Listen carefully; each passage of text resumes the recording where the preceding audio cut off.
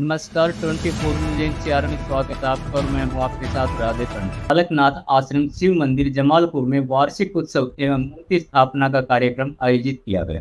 जिसमें काफी संख्या में श्रद्धालु मंदिर प्रांगण पहुंचे। मुख्य अतिथि के तौर पर अलवर से सांसद और योगी मठ अधीश स्थल बहोर के महंत बालकनाथ पहुंचे, जहां उन्होंने हवन में पूर्णाहुति के बाद बाबा बालकनाथ की मूर्ति का अनावरण किया। अति विशिष्ट अतिथि के रूप में श्रीनाथ बारा के महंत बाबा कृष्णनाथ जी महाराज कपूरी की पहाड़ी चरखी दादरी में पहुंचे और विशिष्ट अतिथि के रूप में योगी महंत शुभनाथ महाराज गोकुल धाम मुंडावर अलवर भी पहुंचे, जहां ग्रामीणों ने उनका भव्य स्वागत किया।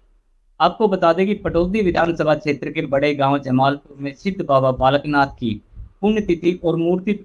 प्राण प्रतिष्ठा एवं विशाल भंडारे का आयोजन किया गया, जिसमें जमालपुर और आसपास से हजारों की संख्या में महिला, पुरुष और बच्चे पहुंचे। 2 दिन तक चले इस कार्यक्रम में पहले दिन सुहागिन महिलाओं द्वारा कलश यात्रा निकाली गई और कार्यक्रम में बाबा बालकनाथ की जीवनी पर भी प्रकाश डाला गया, जिसमें बताया गया कि उन्होंने 30 वर्ष की आयु में संन्यास ग्रहण कर लिया। बाबा बालकनाथ का जन्म रेवाड़ी जिले के ठोठवाल गांव में हुआ था। सर्वप्रथम उन्होंने धामलावास बेरली तत्पश्चात जमालपुर को उन्होंने अपनी कर्म भूमि बना लिया और 1973-74 में जमालपुर गांव के मंदिर का निर्माण कराया और 57 वर्ष की आयु में 16 जून 1990 को अपना शरीर त्याग दिया। कार्यक्रम में मुख्य अतिथि के तौर पर पहुंचे अलवर सांसद महंत बालकनाथ ने अपने संबोधन में ग्रामीणों से कहा कि साधु संत जब साधना करता है तो वह अपने व्यक्तित्व स्वार्थ के लिए नहीं बल्कि समाज कल्याण के लिए साधना करता है। महंत ने कहा कि आप सभी जानते हो कि लंबे समय तक विदेशी ताकतों का राज रहा, जिसमें मुगल भी आए, अंग्रेज भी आए और उन्होंने हमारे धर्म को तोड़ने और नष्ट करने के हर तरीके अपनाए। लेकिन आप विचार कीजिए कि हमारा धर्म विस्थापित रहा और आज भी टिका हुआ है। इसका कारण संत और महापुरुष है। अपने गांव जमालपुर में आज से लगभग 1990 में उनकी समाधि हुई। उससे कई साल पहले बालकनाथ जी ने यहाँ पर आकर अपनी तप साधना के माध्यम से पूरे गांव के प्रति अपना आशीर्वाद और पूरे गांव को, इस पूरे आसपास के क्षेत्र को अपनी तप साधना का फल का आशीर्वाद वो देकर गए। ये आज प्रमाणित हम सब अपनी आंखों से देख भी रहे हैं। कोई साधु संत जो तप साधना करता है तो वो अपने व्यक्तिगत स्वार्थ के लिए नहीं करता, वो समाज के कल्याण के लिए अपना तप साधना का फल का आशीर्वाद समाज को ही देता है। और उसी का प्रमाण आज आप सबको देखने को मिल भी रहा है कि उनकी तप साधना के फल के माध्यम से आज ये पूरा क्षेत्र लाभान्वित है। आज इस क्षेत्र के सभी ग्रामवासी एक स्थान पर बैठकर, एक विचार के साथ बैठकर, और आज इस अपने जमालपुर गांव और जो हमारा आसपास का 12 गांव है ना, इन 12 गांवों की जनता एक साथ मिलकर एक धर्म के प्रचार को बढ़ाना, समाज व्यवस्थित हो, समाज में संस्कृति का विस्तार हो, समाज संस्कारित हो, इस प्रकार से अपने समाज को आगे बढ़ाने का एक संत कार्य करता है। भगवान की भक्ति करना और भगवान के प्रति अपनी पूजा आराधना के माध्यम से अपने जीवन को धन्य करना, ये तो एक संत का केवल और केवल व्यक्तिगत स्वार्थ होता है। लेकिन अपनी तप साधना का फल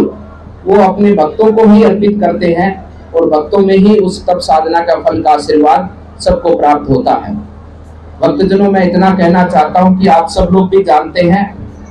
कि हमारे भारतवर्ष पे बहुत लंबे समय तक विदेशी ताकतों का राज रहा, जिसमें मुगल भी आए, अंग्रेज भी आए। लगभग 900 वर्षों तक हमारे देश पर विदेशी ताकतों का राज रहा और उन लोगों ने क्या क्या नहीं किया हमारे धर्म को तोड़ने के लिए, हमारे धर्म को समाप्त करने के लिए। हर वो कार्य उन्होंने प्रारंभ किए, हर वो हथकंडे उन्होंने हमारे लोगों पर अपनाए। लेकिन आप विचार करो, इस समाज में जो भी लोग बैठे हैं, कि आज भी हमारा धर्म उतने ही प्रभाव से, उतनी ही ताकत के साथ में दुनिया के सामने एक व्यवस्थित समाज के रूप में और दुनिया के सामने एक आने वाली उभरते हुए समाज, और साथ ही साथ में दुनिया के लोगों के अंदर एक ऐसा समाज, ऐसी संस्कृति जो सबको एक प्रेम परिवार के रूप में देखती है और सब उसको स्वीकार करते हैं, ऐसी संस्कृति आज भी हमारी स्थापित है। ऐसा क्यों रहा हमारे देश में? इतना लंबा समय मुगलों के शासन काल के बाद में, अंग्रेजों के शासन काल के बाद में भी हम खत्म क्यों नहीं हुए? ये आप विचार करोगे तो उसमें आप सबसे ऊपर का स्थान संतों का पाएंगे। आप जिस प्रकार से हमारे स्थान को देख रहे हैं ठीक ऐसे ही भारतवर्ष में अनेकों स्थानों पर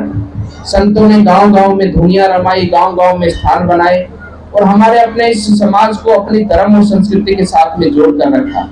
मुझे इसका ज्ञान अभी कुछ दिन पहले हुआ जब भारत के कुछ जो अनुसंधान करते हैं, जो रिसर्च करते हैं, उन लोगों ने भारत में अनुसंधान किया कि ये छोटा सा समुदाय, छोटी सी संस्कृति इतने लंबे मुगलों के शासन काल के बाद में भी कैसे बची रही। तो उन्होंने पाया कि इस संस्कृति को बचाने में सबसे बड़ा योगदान संतों का है और संतों में भी सबसे बड़ा योगदान नाथ संप्रदाय का है, जिन्होंने गांव-गांव में धुनी रमाकर और अपने जनों को, अपने इस देश के लोगों को अपने धर्म परंपराओं से जोड़कर रखा। कभी भी अपनी धर्म परंपराओं से उनको विमुख होने नहीं दिया और कभी भी उनका धर्म परिवर्तन होने नहीं दिया।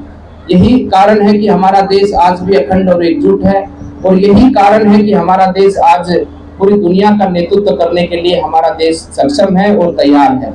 भक्तजनों, इस आश्रम की सेवा जो मैं निरंतर पिछले 4-5 वर्षों से देख रहा हूँ, वो वास्तव में बहुत ही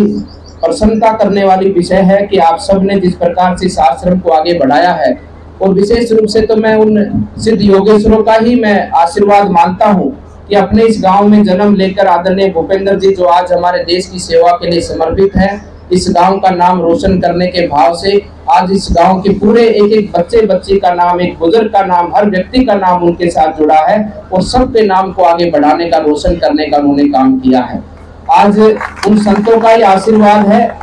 कि आप सबने मिलकर उनके मार्गदर्शन में, उनकी सेवा के साथ जुड़कर इस आश्रम का जिस प्रकार से जीर्णोद्धार किया है। ये आश्रम प्रकृति का भी संरक्षण करता है, धर्म का भी प्रसार करता है और इस आधुनिक युग में शिक्षा का भी आशीर्वाद ये आश्रम के माध्यम से जन जन को प्राप्त होता है। इस आश्रम के माध्यम से जो एकजुटता और स्वच्छता के प्रति और संस्कारों के प्रति जागरूकता और शिक्षा के प्रति जिस प्रकार से लगाव हमारे इस क्षेत्र में बच्चियों का बढ़ा है, ये सब इस आश्रम के साथ जुड़कर आप सब लोगों ने जो आदरणीय भूपेंद्र जी के साथ मिलकर जो काम किया है, मैं तो ये मानता हूं कि आने वाले समय पर वो दिन दूर नहीं जब ये हमारा जमालपुर गांव पूरे भारतवर्ष का सबसे अच्छा गांव होगा, सबसे सुंदर गांव होगा और हर प्रकार की सुविधा अपने इस गांव के अंदर होगी जो आज एक गांव के अंदर होनी चाहिए। इसलिए जिन्होंने गांव-गांव जाकर अपने स्थान बनाए,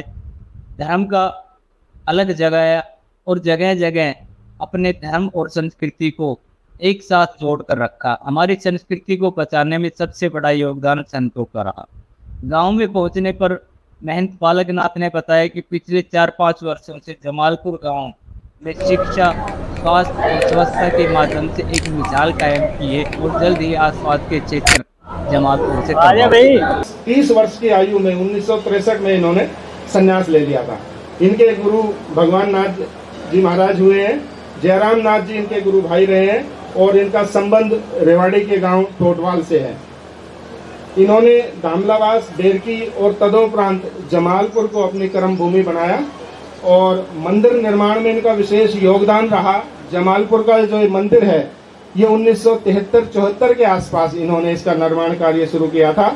और इनका संबोधन करने का बिल्कुल फक्कड़ फकीर थे, बिल्कुल खड़ी भाषा बोलते थे। जब भी कोई मिलता था तो जेंट्स को, जो पुरुष समाज है उसको बटेऊ, जमाई ऐसे वर्डों से संबोधित करते थे। बहन बेटियों को छोरी, माता, बेटी इस तरह के कह के संबोधित करते थे। मैंने स्वयं, हम सब लोगों ने जो जमालपुर के बुजुर्ग हैं, बड़े हैं, उन्होंने महाराज जी को मई-जून के महीने में घोर तपस्या करते हुए इस प्रांगण में अवश्य देखा होगा। तो बड़े तपस्वी थे, समाधि लगाया करते थे और कुछ सिद्धियां जो हमने उनकी महसूस की हैं वो पूर्वानुमान लगाया करते थे। बारिश का बता देते थे, ओलावृष्टि के बारे में बता देते थे, कोई महामारी हो उसके बारे में बता देते थे। और मेरे साथ जो विचित्र घटना जो मेरे को शेयर करी गई है कि कभी तो ऐसा भी हुआ है कि जोहड़ के पानी को लेकर के चाय बनाई जाया करती थी। तो ये तपोबल है उन महंत जी का, उन महाराज जी का, जो समाज सेवा में उन्होंने पूरा जीवन यहाँ जमालपुर में व्यापक किया।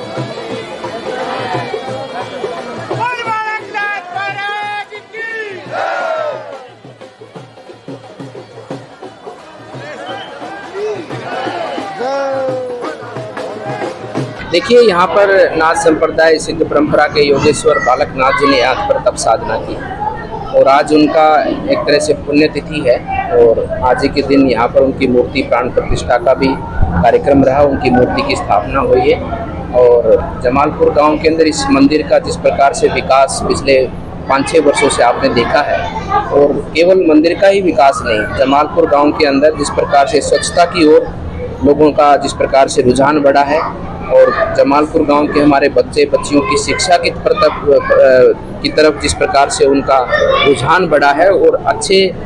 शिक्षा को प्राप्त कर जमालपुर गांव के नाम को आगे बढ़ाने का उन्होंने जिस तरह से काम किया, साथ ही साथ में जन जागरण जिस प्रकार से प्रकृति के संरक्षण की बात हो, स्वच्छता की बात हो, हर क्षेत्र में जमालपुर ने पिछले 5-7 सालों के अंदर बहुत ही आगे बढ़कर कार्य किया। आपने देखा होगा कि पास में यही मंदिर प्रांगण के अंदर साथ में ही आपने पूरे गांव का जो वेस्टेज वाटर होता है उसको जिस प्रकार से एक प्राकृतिक रूप से उसको स्वच्छ बनाकर और प्रकृति को ही वापस अर्पित करने का जो कार्यक्रम जमालपुर में देखने को मिला, ये अद्भुत है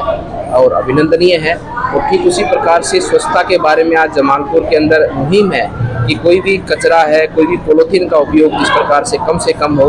और जल संरक्षण अधिक से अधिक हो, इस प्रकार की विचार की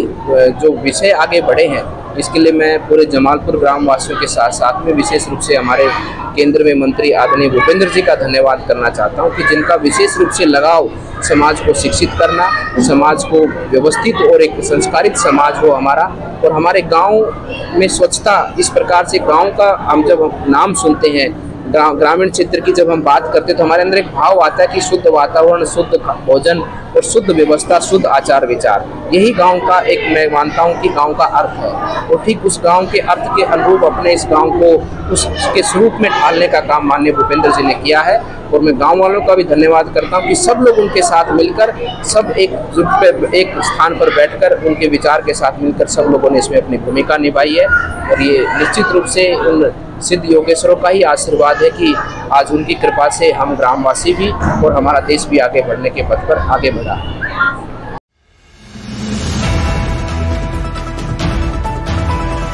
24 न्यूज NCR सोशल मीडिया पर आधारित न्यूज चैनल है जो हिंदी में सभी प्रकार की लाइव ब्रेकिंग न्यूज,